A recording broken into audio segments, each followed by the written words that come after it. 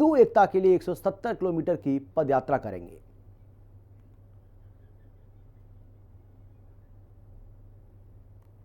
वृंदावन तक हम पुनः पैदल 140 किलोमीटर चलेंगे। इस कात्यायनी माता मंदिर से चलकर श्री धाम वृंदावन आएंगे। बांके बिहारी के दर्शन करके यमुना महारानी के क्षेत्र में पदयात्रा को विराम करेंगे। पीठाधीश्वर पंडित धीरेन्द्र कृष्ण शास्त्री ने अपनी आगामी सनातन एकता पदयात्रा के दूसरे चरण की तैयारियां तेज कर दी है। ये पदयात्रा 7 नवंबर से 16 नवंबर तक दिल्ली से वृंदावन तक चलेगी। धीरेन्द्र शास्त्री ने वृंदावन में एक संत समागम का आयोजन किया था, जिसमें उन्होंने सभी संतों, कथावाचकों और प्रबुद्धजनों से मुलाकात कर उनका आशीर्वाद लिया और यात्रा के लिए सहयोग मांगा।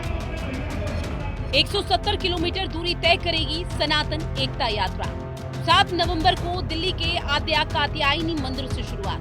16 नवंबर को बांके बिहारी मंदिर वृंदावन पहुंचेगी यात्रा। अपनी पदयात्रा के दौरान बागेश्वर धाम सरकार हिंदुओं को एकजुट होने और हिंदू राष्ट्र बनाने के लिए जागरूक करेगी। भारत में लगातार विदेशी ताकतें सक्रिय हैं।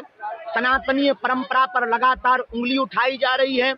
यमुना जी की स्थिति देखकर, गौ माता की स्थिति देखकर, ब्रज की स्थिति देखकर और विदेशी ताकतें लव जिहाद, लैंड जिहाद, थूक जिहाद, मूत्र जिहाद के द्वारा लगातार हिंदुओं पर जो कुठाराघात हो रहा है, उस कुठाराघात को हटाने के लिए जो जातियों में विद्रोह मचा, जो जातिवाद, क्षेत्रवाद, भाषावाद मचा, उन तीनों वादों को शून्य करने के लिए, भाषावाद, क्षेत्रवाद और जातिवाद को शून्य करने के लिए हमने पुनः प्रण लिया कि अब दिल्ली से वृंदावन तक हम पुनः पैदल 140 किलोमीटर चलेंगे।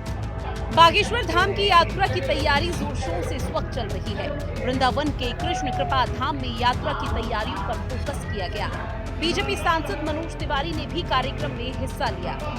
धीरेन्द्र शास्त्री ने कार्यक्रम के दौरान कहा कि मंदिर और मस्जिद में राष्ट्रगीत का वादन ये दिखाने के लिए होना चाहिए कि कौन इस मातृभूमि से प्यार करता है और कौन नहीं।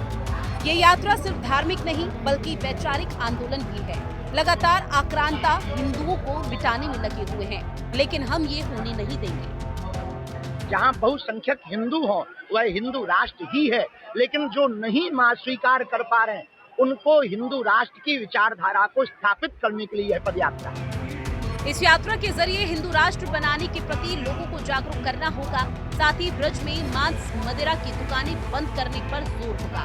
यमुना शुद्ध करने पर भी प्रचार प्रसार किया जाएगा।